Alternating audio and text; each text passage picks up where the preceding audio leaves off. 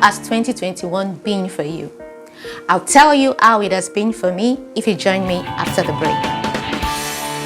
Hello again, welcome to my channel. If you're new here, I'm glad you're watching this episode. On this channel, we share truths in relatable ways. About this time last year, I decided to give 2021 a free hand. I chose not to demand anything specific from the year. In other words, I said, "Que sera, sera." But why?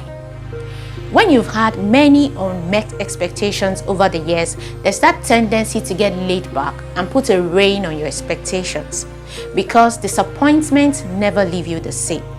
As a matter of fact, your disappointment yesterday is the mother of your doubts today. And doubts, when they grow up, become discouragement. And discouragement often leads to indifference, which was where I was at the beginning of this year. But was that the right approach to have taken? Let's figure that out together.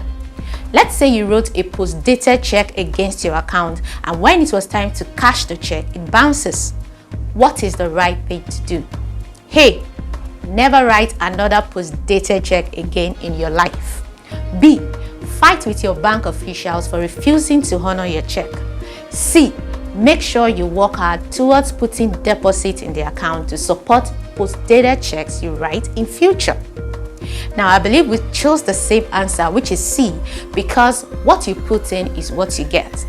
If you don't put anything in the bank, the officials can't release money simply because you asked. But guess what motivates you to put money in the bank? That post-dated check you wrote. The post-dated check motivates you, puts you on your toes, so that you continue to make deposit towards it. And if your check bounces, it's only a feedback that you didn't put enough money in the account.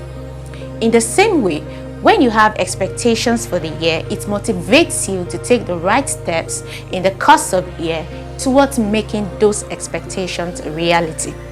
And if your expectations are not met when the year ends, it's only a feedback that you didn't take the right steps that could have taken you to your goal.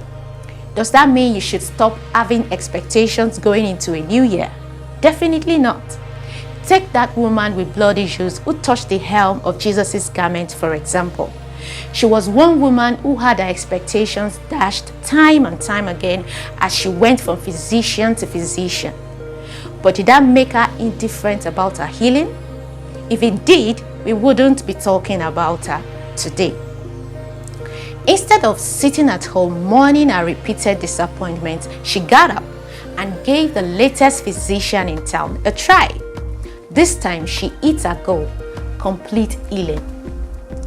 Now, achieving set goals within a certain time frame definitely works. You just need to have the right approach. So what is the right approach to have when beginning a new year, especially since we have a new year around the corner? If you want to know the answer to that question, make sure you watch the next episode, because that is what we're going to be talking about. And before I give away any more spoilers, I think it's a good place to wrap up this episode. I remain your host, Ajidara. Have yourself a Merry Christmas and stay inspired.